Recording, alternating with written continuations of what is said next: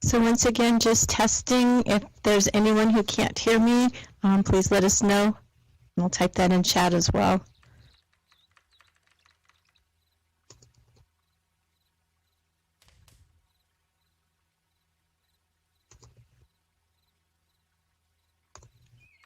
Testing 1, 2, 3. Testing 1, 2, 3.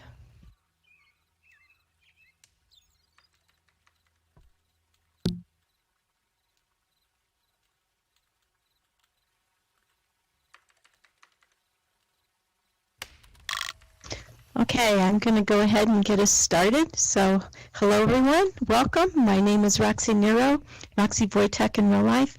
It's my pleasure to welcome you to our Circle Up Around the Campfire session. I hope everyone had a great time yesterday at our first day reunion sessions and again at our social dance last night with Reno Jones and DJ Butthead. It's so much fun to be with all of you again, and I hope you had a great time yesterday and that you're having a wonderful weekend. I just want to take a minute to thank the Reunion Planning Committee for all of your work.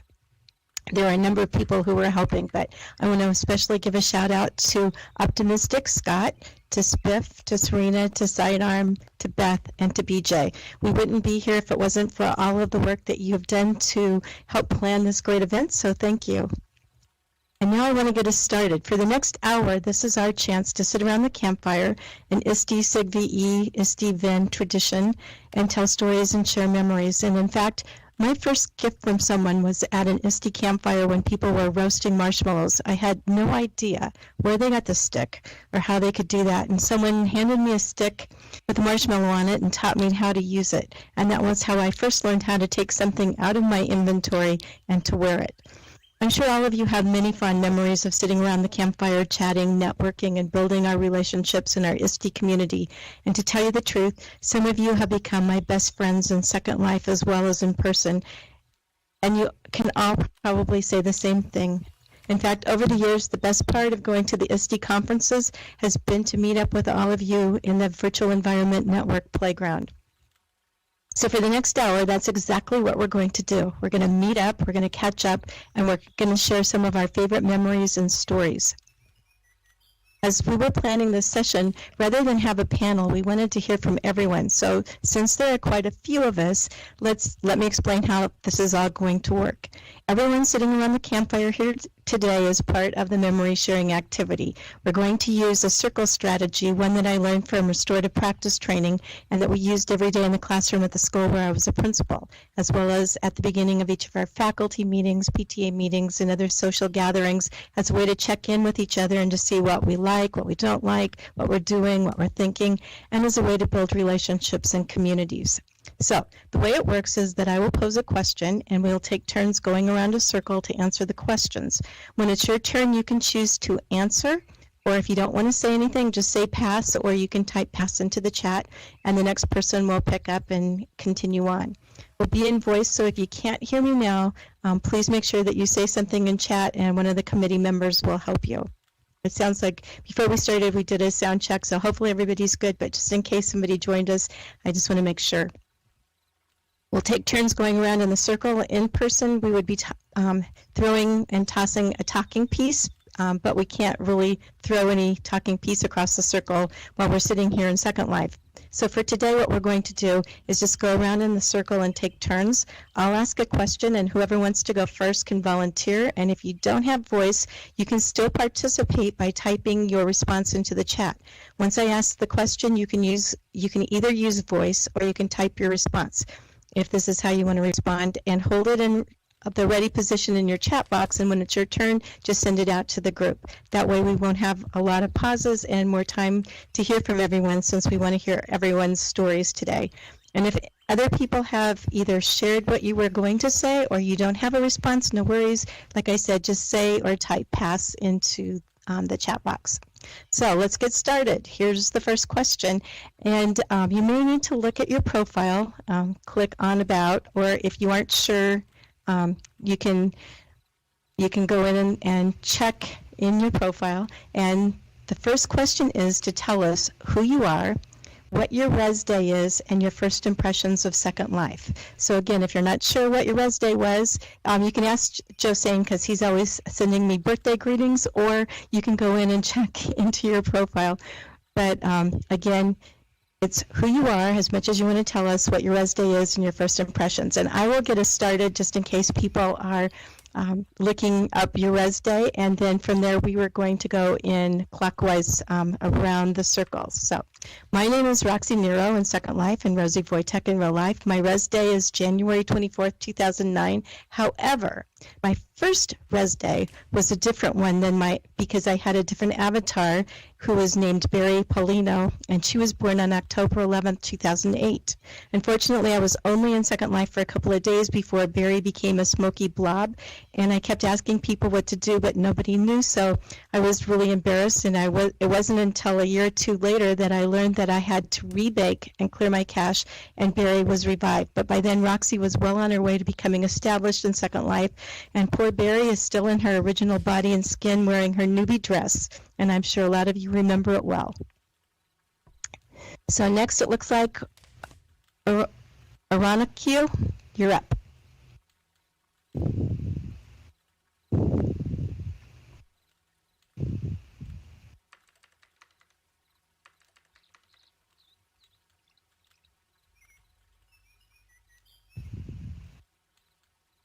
Okay.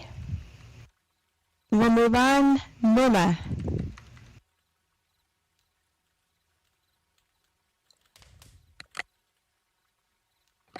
I'm Norma Underwood. My res day is August 22nd, 2007. I've always been the same avatar.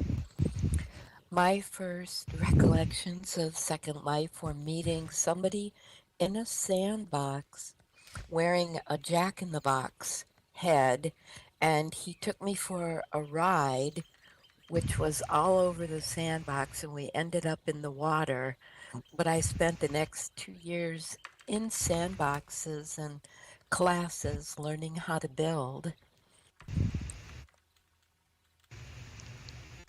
Great, thank That's it. you. Oh, thank you. And I'm not going to call on everybody. Just keep going around. If somebody next to you is not saying anything, just jump in. I think I'm next. I'm Jazz Mimo, or Jazz. That's how most people call me. My res day was September 30th, 2007.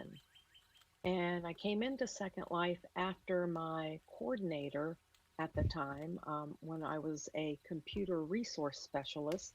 That was the title we were given as technology integrators. She mentioned it at one of our meetings. And so one rainy weekend, stuck at home with nothing to do, I thought, well, I'll give it a try. And that was the beginning. I got into it, had a little trouble navigating, but after a while, figured my way around. Met up with other people from my same school system. Thunder was one of them, and we've been here in Second Life since the beginning, I guess. Thank you.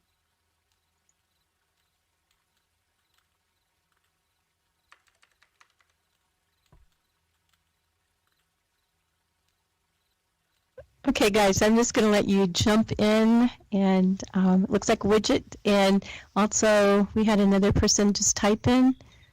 So if you're typing in, just go ahead and type in. That may work the best, and if you want to use voice, just jump in.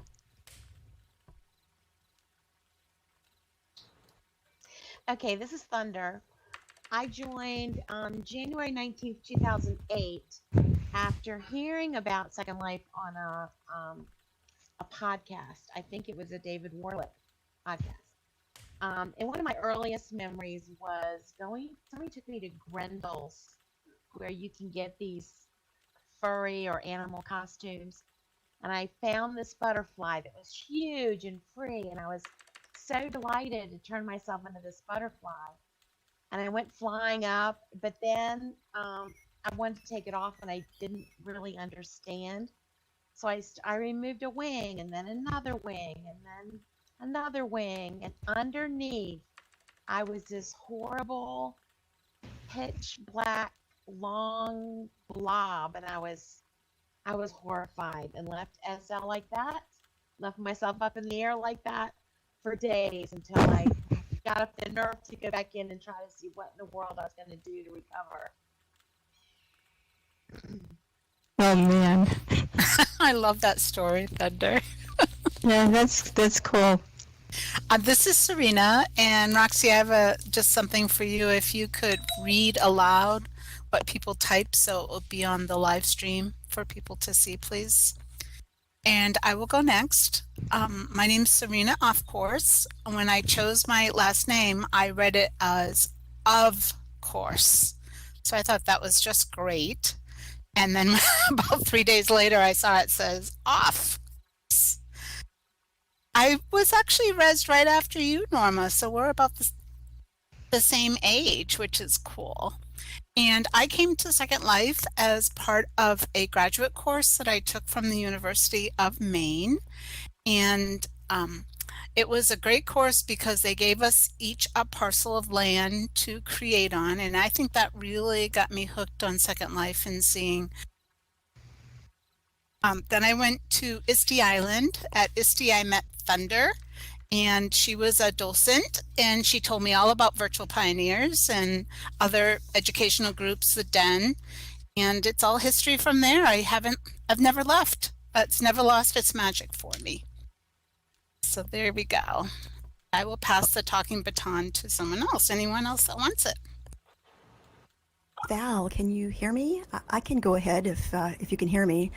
Oh, good, you can. I have a story about Spiff that I'd like to share. And when I first came in world, ISTE was one of my first places, of course, and I was fascinated with how we are real people, real educators around the world, and there were so many great moments. But I'm going to put a link in.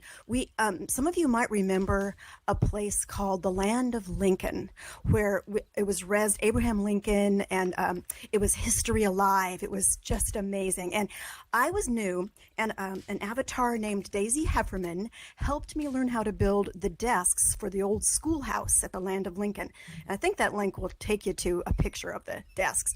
I didn't know how to build. We put the little inkwells in there, made it this old school house. And I dressed as the school marm for an event at the Land of Lincoln, history alive. And I'll never forget this moment because I'm dressed as the school marm, waiting to see if anybody's going to come and we're going to talk about Lincoln. And I hear this clip, clop, and a soldier comes down the road and stops, dismounts, and comes into my schoolhouse. And it was Spiff.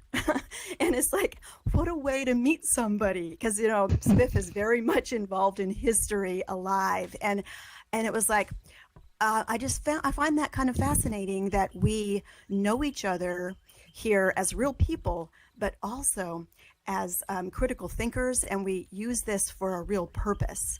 And so that was just an interesting memory from a long time ago. But then also I had a great machinima from the Land of Lincoln, and it had Lincoln and all the different things, but I had uploaded it to a site called Blip TV. If anybody's familiar with Blip TV, unfortunately, Blip TV went out of business. All those videos were lost. So it's a good example of archival in digital culture is an interesting thing. You need to put your photos and your videos in more than one place. They'll probably turn up on some hard drive somewhere, but I lost the videos and footage from that memory. But it's a good memory to have. Absolutely. I'm going to start reading some of these in chat just because we're going to lose them otherwise. Bridget said, I came to vet an interview opportunity from my boss. First impression was empathizing with cancer and stroke patients. I came into Second Life as an assignment to vet an opportunity for my then boss to be interviewed on virtually speaking, for which I later provided tech productions.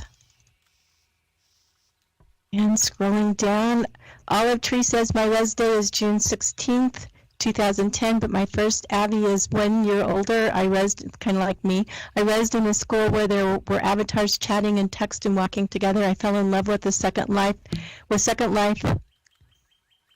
the minute that I saw the environment, but more seeing that I could see people around me and felt that I was sharing a space with them.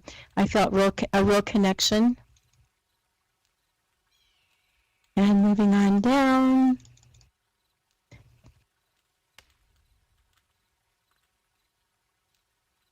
I think I'm going to do this differently for the next question just because, but hopefully I'm not missing anybody. If I miss you, let me know and I will go back and, you can drop it in again and I'll pick it up. Somebody else want to share while I'm looking for the next one?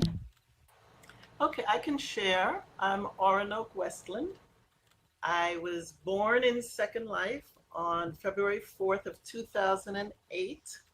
So I'm almost the same age as a couple of the previous speakers. I came in because at the time I was doing a second master's, this one in educational technology, and I was doing a research project on how to take the distance out of distance learning. And someone suggested that I come into Second Life. At that time, there were a lot of librarians in Second Life. There was a library sim, so I joined the librarians. And people thought I was a librarian, but I wasn't. And they quickly taught me that librarians don't just use books. Librarians are also into various forms of ed tech. And then I met Brian Carter, who then had a sim called Virtual Harlem. And he offered me a brownstone in Virtual Harlem. So I lived in Virtual Harlem, but I traveled all over SL, including to the mature locations, to try and see how I could get the distance out of distance learning. I never was able to secure the support officially of the administration of my university to bring students in because they had, they didn't feel that the Linden folks took security seriously enough. So they were not willing to give me official sanction, but unofficially, they let me bring in students. Virtual Harlem has gone on to other places. If it still exists at all, I'm not sure. But those were my early days. It was hanging out with the librarians and on Virtual Harlem and Montmartre, which was the sister sim to Virtual Harlem. Thank you.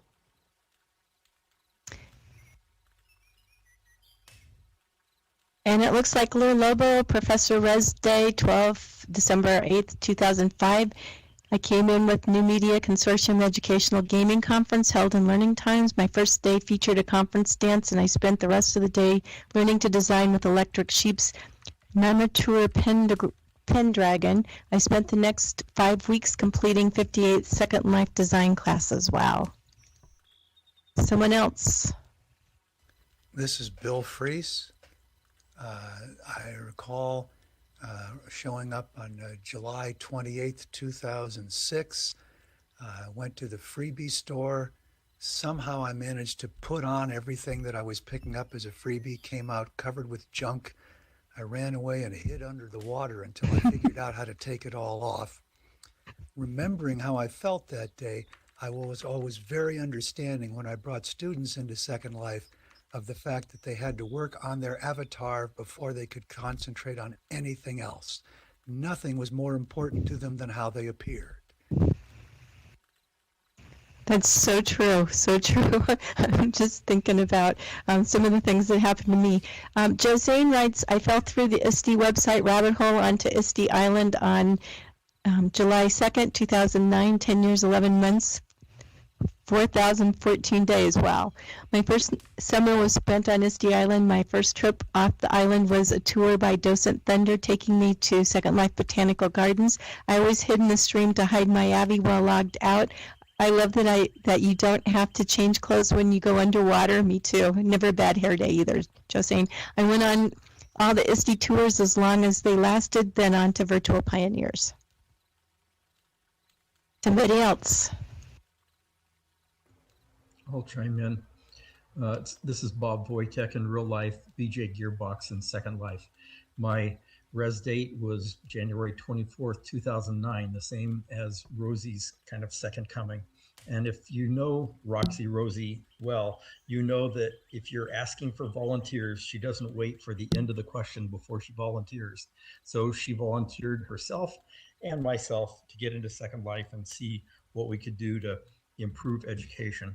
I just remember at the early time, I thought that was a half-baked idea. I remember now that I was the one that was half-baked because I was a blob for the longest time.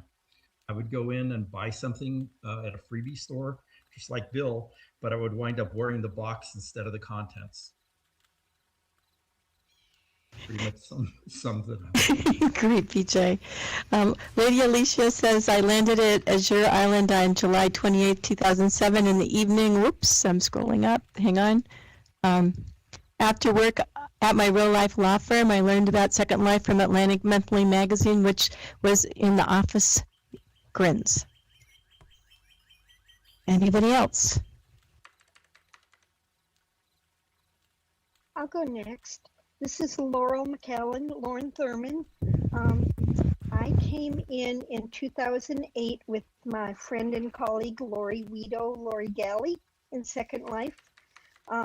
We were watching a ISTE webinar that Kathy Schrock was presenting, and that night we jumped on, we made an account and stayed up to the wee hours of the morning exploring things.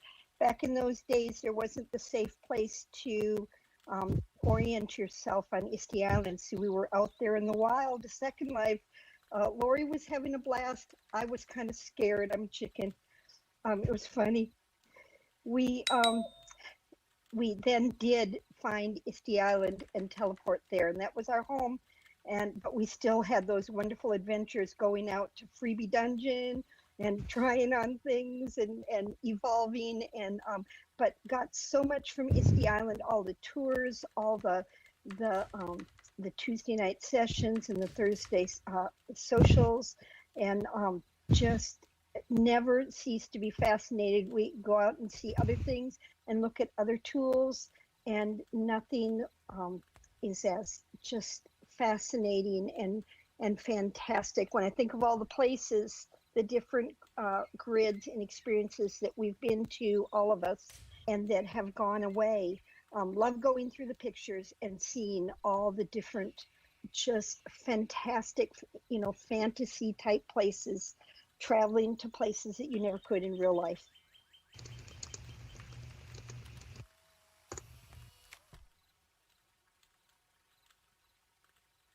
It's so true. Anyone else?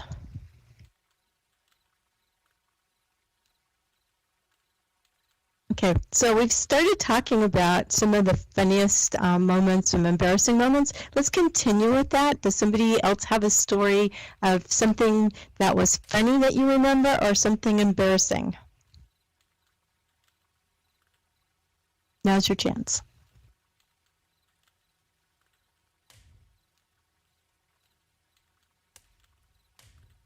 Well, I'll jump in and share one thing that comes to mind immediately. This is Lauren again. One night at ISTE Island, at the main area, presentation area, there was a huge gathering where they were announcing OpenSim, it wasn't called OpenSim. I can't think of what it was. The people that were there that created the first, y'all will remember the name of it, the first grid that was in OpenSim that their educators could go to. And I think we all went and toured. You know how we all would mouse over the screen and look at things and maybe try to get a closer view. Yes, reaction grid, that was it. The place was packed with avatars. I was mousing over the screen and I did not change it like so often happens, but no, I moused over a sofa and just like that, my avatar was sitting on the stage right with all these people.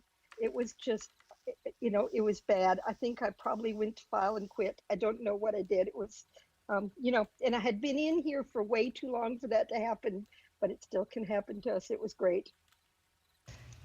Absolutely right. So it still happens. Earl McHugh said, some real life young people in Second Life thought I needed to jazz up my hair and makeup. They could not believe that in real life I didn't wear any makeup, so had no idea what they were talking about. True. I can relate. I love the fact that I don't have to worry about what my hair looks like. It always looks the same pretty much no matter what. So Serena wanted me to go first, but I don't have to go first, but I'll chime in because I think I've told a lot of you this story, or some of you were actually there, but we were doing the VWBPE conference, a lot of us from ISTE and VISTE, where we were putting on a fashion show, and luckily we were still in rehearsal, but when it was my turn to walk out on the runway, I went out and I was stark naked on the runway, not in my gown or whatever I was wearing that I could see backstage. So on the screen, my screen, I had clothes, but everyone else saw me with nothing on, and Roxie, Rosie were both so embarrassed. So after that, we decided that we would check each other before we ever went out in public. So that was probably my most embarrassing moment, and it's amusing that you wouldn't think that your avatar could be so embarrassed, but poor Roxie really was.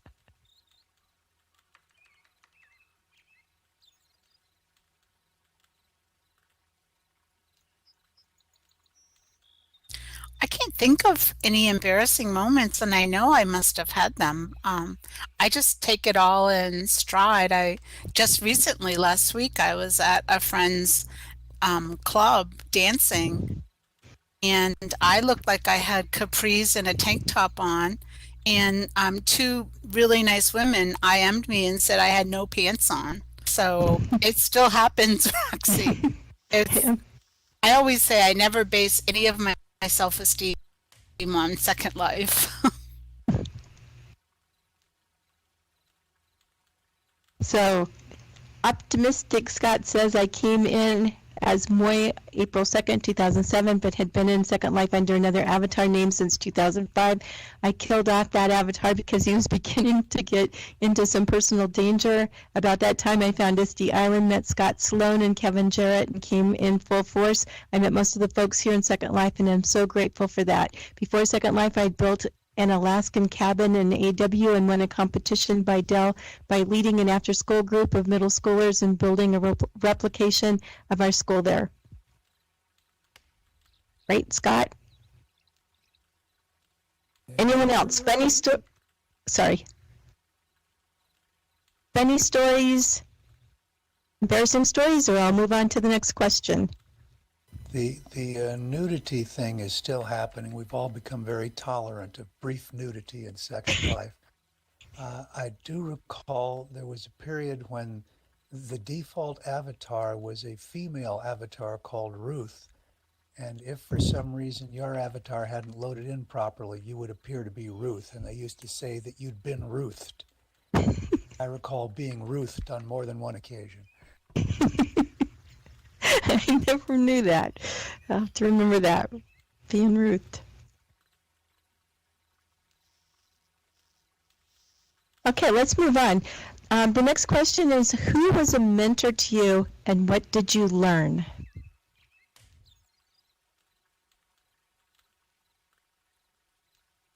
And while you're thinking, I can start. And I would just say that there are so many people over the years because it's there's just so much to learn in Second Life. And if I think about a group of people who helped me, I think it was back in the days when we did newcomer socials, learning how to build and change signs, res food, plan events in Second Life, and then showing other people how to do that. But I had no clue how to do any of that kind of thing. So for all of you who are here that served on the newcomer social planning committee with us, and there's quite a few of you here, I learned a lot from all of you. And I would say the one person who really taught me a lot is Serena. She's taught me how to organize and how to find my stuff in my inventory. She helped me learn how to put things out and put them away in folders and create outfits so I could wear them again. And I'm still inventory challenged, but Serena, you helped me a lot, so thank you. This is Thunder. I had many avatars at the beginning. I learned that people hung around the welcome areas to get first picks of members of the opposite sex, to take them under their wing, so to speak. And I remember there was a guy who bought me a lot of hair, and But anyway, eventually, when I found the educators I sought, Cyrus Hush became my main mentor, and he taught me a lot and about building and about inventory. And not that I'm a builder, but he taught me the basics, how to move a chair from this corner to that corner. And we ended up becoming ISTE docents at about the same time, and we both took the 8 o'clock in the morning, our time, I guess it was 11 in the morning, Saturdays, and we'd spend that hour every Saturday working on what else does Thunder need to know. He'd been there a couple of years ahead of me, working on a college class that he was doing some sort of capstone thing for. So I'll always remember Cyrus Hush helping me in SL. Cool. Optimistic says Kathy Schrock for sure. She provided me a place on her island for Vanderbilt Center for Science Outreach. She is the she's. The shiz. Sorry. She'll just let you talk, Scott. The sheesh. Sheesh. And then Lyra's shown me a great deal of potential in virtual worlds, just simply by example of the work she's done.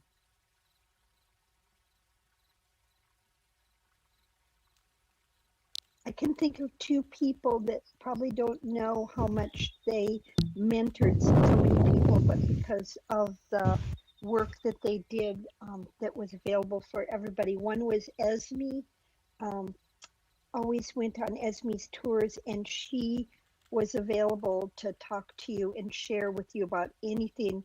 Later, when we had our district had our own island and we had an all-day conference, she came and did an awesome session for us during the day. So learned so much from Esme. And then also Kevin, is it Jarrett or Garrett? Kevin, for all of his work when I first came to ISTE Island, KJ Hex, yeah, he just amazing how much time and work he put into organizing, as many people, as many people have through the years. But in the early days, he just had so much to share and worked so hard to put together an environment or sessions where we learned, and to an organizer.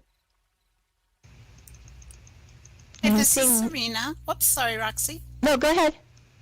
I just was going to say that, not to mention just one mentor, but one of the things that I've always loved about Second Life is if I am stuck trying to do something, to figure something out, if I need someone to test something, I just look at my friends list, and so many people here are willing to help and share. Norma has always come to my rescue and made things for me, with as far as clothing. A lot of people in this circle have helped me in so many ways, and I continue to learn and appreciate each and every one of you. The group, that's right, the family.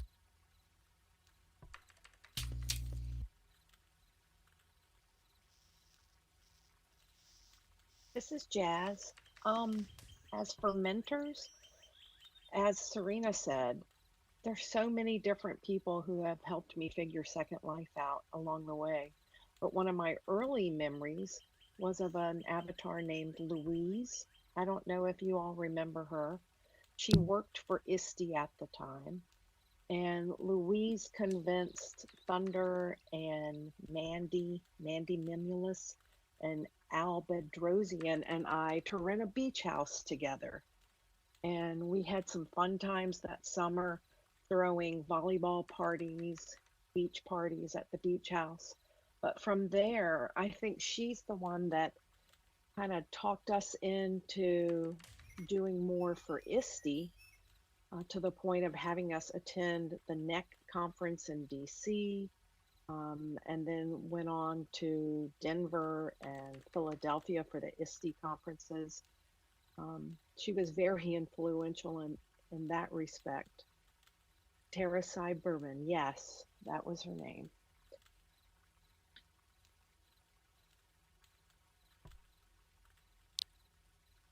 Yes, there's a lot of names that are coming through here, and at some point we'll have to capture all of them.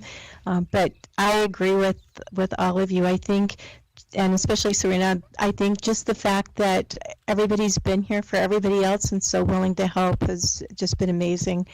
We've learned so much from each other. Next question, what is your favorite ISTE, SIG-VE, or VEN memory?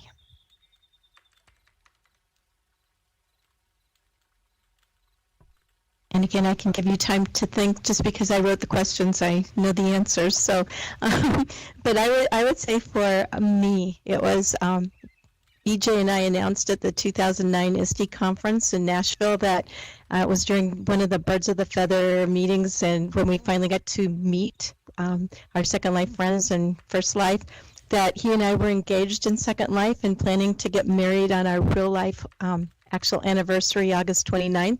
And some of you were in the wedding party, some of you attended the wedding, and for me, I think that was a huge learning curve, because that's when I actually learned how to put on a social. It was the first social I ever did. I learned how to shop. I learned how to put things out. I learned how to find things.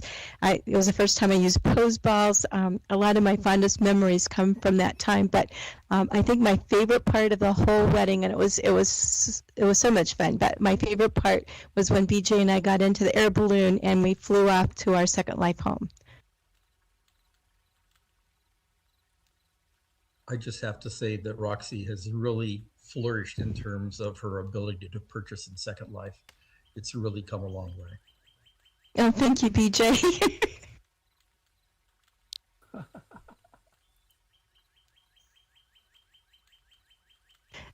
Zoe says she liked the ISTE weekly meetings with guest speakers. That was great.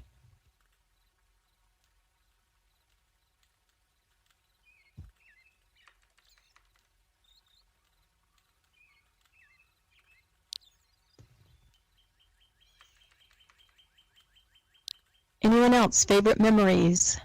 If I might tell a story, there was the video that someone's already mentioned that No Clue Kid put together, and I was in that video. I then went to my first real life ISTE conference, and I did not know that they had shown that video at some event earlier in the day. And then we had a group of people up on the stage. We were doing a musical thing taking place in a virtual location. And some of us were operating the avatars for the musicians. And I'd never been to ISTE before.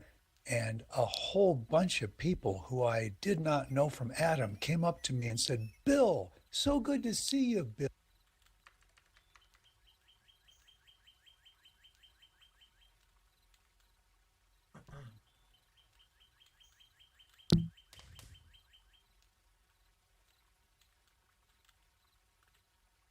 That come through loud and clear. I can't wait to see it again, Bill. I've noticed that if I go searching for it, if I Google for it, look for No Clue and ISTE and me, it always is somewhere. Sometimes it's on weird foreign websites and I have no idea what it's doing there, but it's made its way around the world.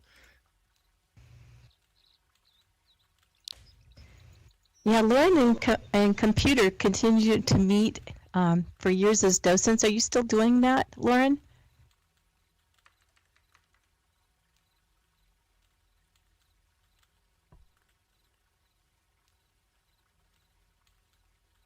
Sure.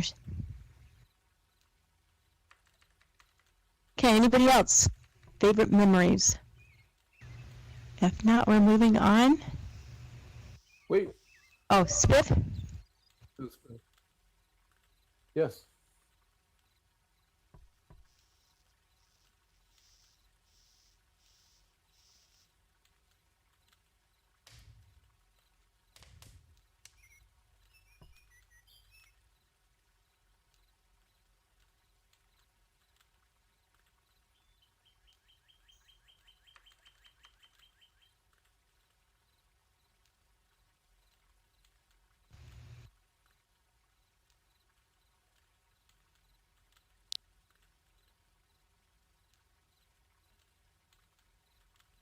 I just wanted to add something real quick. I've been posting some links to blog posts, and there's a great picture at one of them. We did a thing in 2009. I can't remember the city we were in. Maybe San Antonio, maybe DC. It was called Sledge Potential. And we had 9 educators, including Esme and No Clue and Keith here at KJ, in a packed big room at the convention center, and at the same time in Second Life. And it was just a hot time. It was just filled with potential. I mean, and then I guess we slid off that curve, or education locked up, because back then it seemed like we were on the way to do what we wanted to do. And if we had, we'd probably be in much better shape these days, I think. There's my dog. All right, bye.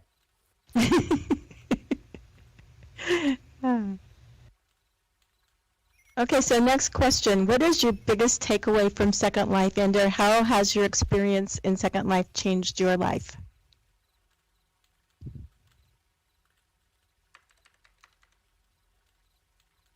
What's your biggest takeaway from Second Life, or how has your experiences in Second Life changed your life? Okay, so I'll go first.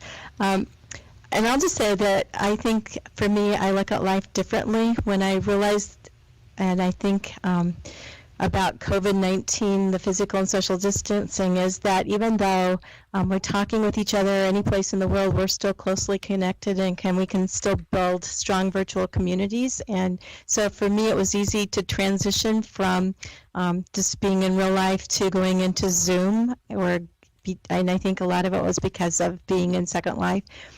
I think one of the hardest lessons, and probably a huge takeaway for me that was really difficult, was realizing how much Roxie and Rosie were alike and had become one, and just how much it hurt in Second Life and real life when one of your friends, like Cyrus Hush, Matt Poole, died suddenly.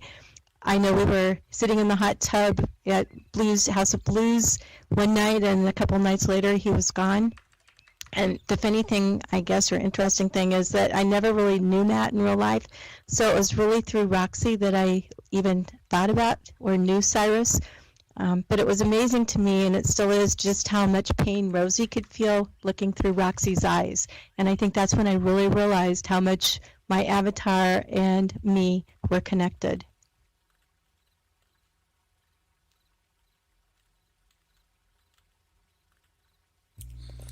This is Serena. I'll share next. Someone said to me the other day, and I really like this, that when you meet people face to face, you connect on like a physical level, like you see their bodies, their facial expressions. And when you meet people in Second Life, you connect on an emotional heart level, because we know that our avatars are all just pixels. And when we connect with people here, I feel like the connection is very real, and it's based on how we are as a person and how we present ourselves.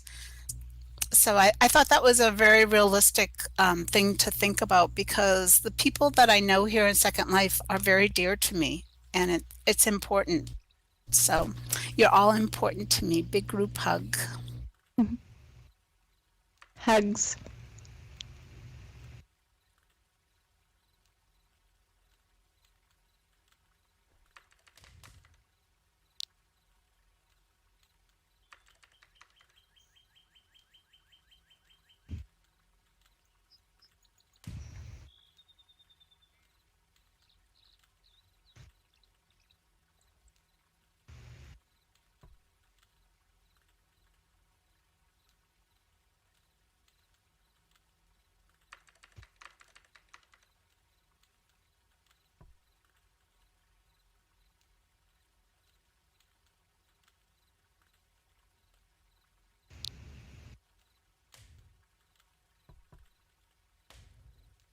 I guess I'll chime in next.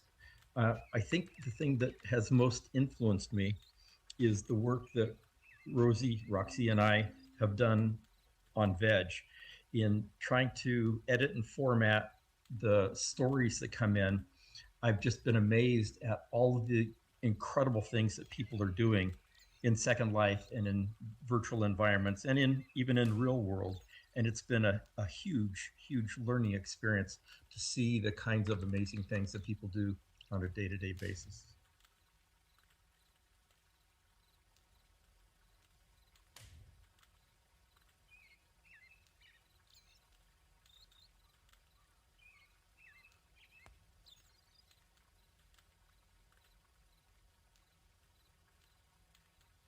A lot of people writing in chat about the friends that you've made and just how much different people, especially Cyrus, touched our lives. I remember being at a Kathy Schrock talk one time in Second Life, and early on in my Second Life life. And I remember her saying that she was getting to know her own work colleagues better as a result of bringing them into Second Life with her. Because when you're working and you're surrounded by children and teachers and you're busy working, you don't get to talk very much with your colleagues. But in Second Life, you spend a lot of time networking and playing with them and getting to know them better. And that has been true for me and Jazz. I mean, we've become very close friends and actually get together more in real life now than we ever did because I believe of our relationship blossoming in Second Life.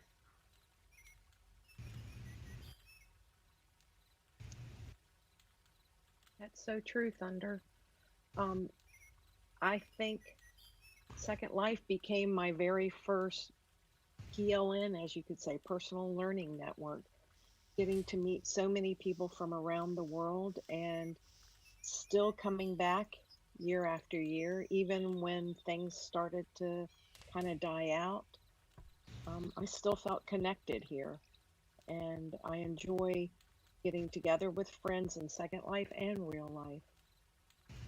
It's a fun way to communicate, to share what's going on in our lives, and also find out what's new and improved out there.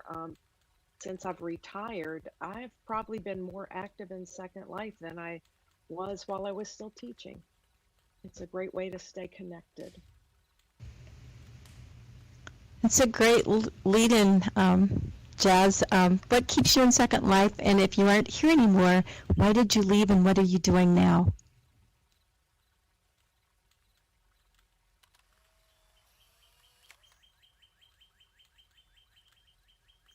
I'll go. What keeps me in Second Life is the Virtual World Best Practices in Education Conference. Drags me back every year. So true.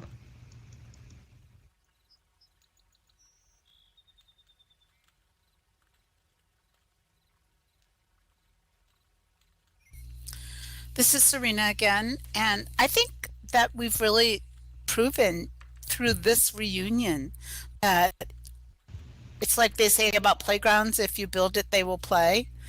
If we have, big, cool events here in Second Life, people will come to them. And I just want to say to Roxie and Spiff and Scott, who were the kind of brain people behind this reunion, that it was a great idea, and it's great to see so many people, old friends, new friends, here with us today. Absolutely, Serena. I have to jump in because for me it's the social activities. I love seeing friends like you guys and learning from all of you.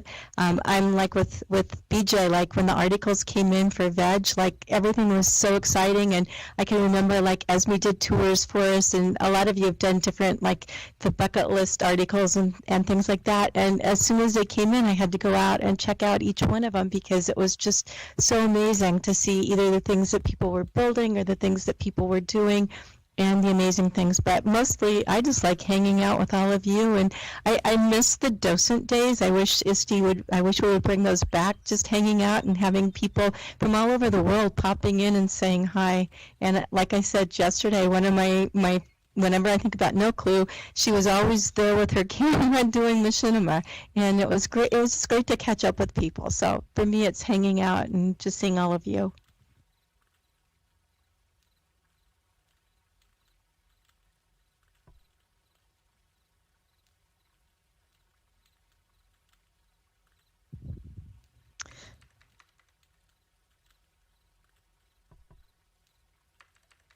Okay, doesn't look like anyone else wants to talk about what keeps you in Second Life or what keeps you away. So I'm going to do my last question and we'll see how we end up, because I'd like to hear everybody's final thoughts, either a story or a favorite memory that you want to share with the group. But I didn't ask the right questions, so it didn't come up. So who has something that you would love to share, you'd like to talk about, or just a final thought? I would like to speak up. This is Sidearm. Can you hear me okay? Good. Yes. So I'm a token newcomer to ISTE. I found out about you all in January, and I have 3 favorite stories about Serena, Spiff, and Scott, which are the first 3 ISTE VEN people I met. I went to the Virtual Pioneer headquarters, and I was looking around, and somebody came up and said, "You're old," in text. And I looked around, and it was Serena. I said, "Pardon me," and she said, 2005. Whoa. I'm adding the vocal expressions. So I kind of bit my tongue and said, "Wow, this is a neat place." She said, "Yes, have you seen the headquarters?" I said, "Yes, I came here last week, and I came here for the tour." "Oh, nice. Have you seen the VWBPE poster?" And I said, "Pardon me?" And so I looked at the VWBPE poster, and I was intrigued, so I registered for it. So that was kind of it. And then we went on the tour. Then I'm on this tour, or maybe a week from that tour. I can't remember. There's so many. And out of nowhere, in middle of Italy or Rome or someplace, some guy says, "Nice to see you here." And I said, "Who? Huh? My name's Spiff." This is all in text chat. "Yes? How nice." So later I said, "Serena, who's that Spiff dude?" "Why, he founded Virtual Pioneers." I went, "Oh, okay." And she had such awe and reverence in her text chat that I said, "Well, I better keep track of this guy." So I IM'd him the next day. I also learned that he only pops in and pops out. He seems to be very busy. And I said, "Could we chat sometime?" And he said, "Sure." So we were chatting, and the first area of common interest and practice is he just bought a Surface Pro computer, and he was whining about how it didn't run Second Life. And I said, "Well, I have a Surface Pro 6, and it doesn't run Second Life at all. What are you doing that makes it work?" And we never figured that out. But then I was rambling about my interests, and he was starting to doze off and get ready to pop out. And then I said something about Verbella, and then he said, "Hey, wait a minute, did you say Verbella?" And I said, "Yes." And he said, "Why, we're having a conference next week in Verbella for the VEN." "The VEN? Okay." So he sent me a link to that, and I said, "Oh, well, I'll go to that." So I went to that. So now I'm in Verbella. This is memories, Spiff. And so I went to Verbella, and it was my first live fire experience there. And I thought, this is neat. You know, very formal program, good website. I've already out. And some dude strolling up and down the halls on open mic, singing and humming, and, you know, like wearing a beard and like totally, you know, unprofessional. I got, who the, like, you know, I pinged Scott, who is that? "That's Scott." "Yeah, well, he's helping organize this." "Oh, okay, I'll keep my mouth shut then." So that was my introduction to Scott. And then Scott started what I call the Mystery ISTE tours, you know, otherwise known as Mystery TED Education. And he has dragged my avatar butt to Engage Virtual Environment.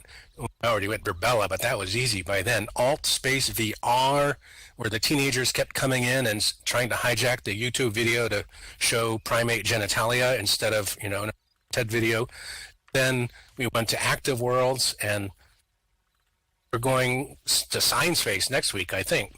So that's my story, guys. And then Spiff came back, and he popped in and out in his busy schedule and said, "Why don't you come to this office hour thing, and then I met Roxie and Jay and all the others, and got interested in your reunion.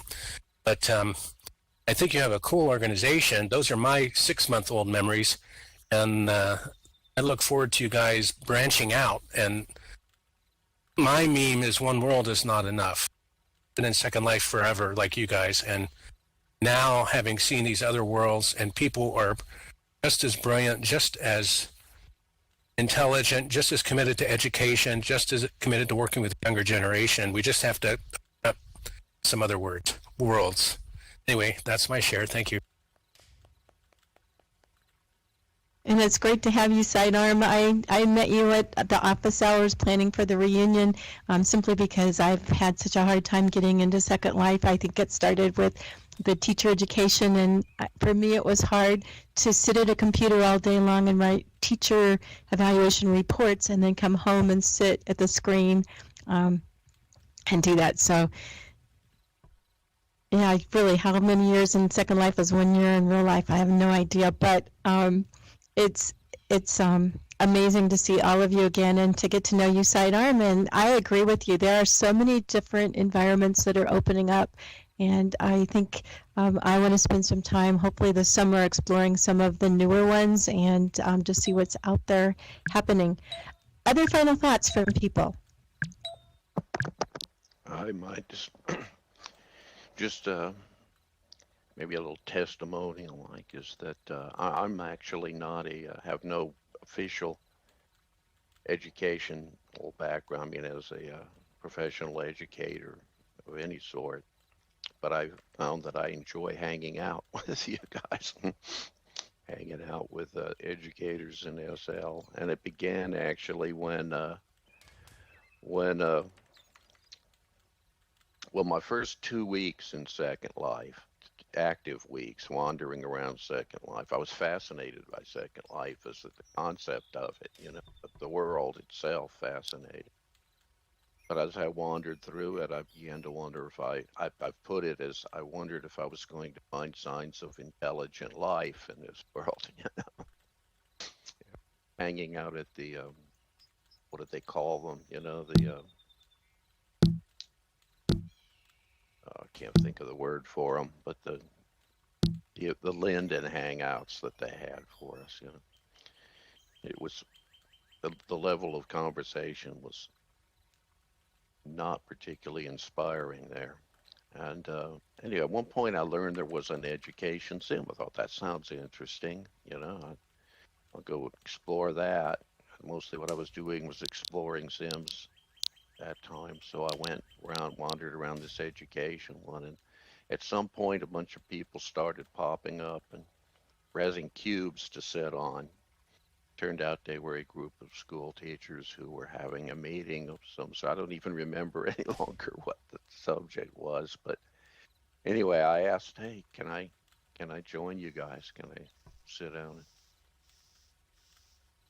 I was welcomed, so I listened to an interesting, you know, discussion. And at the end of it, they said, oh, we're going over to another.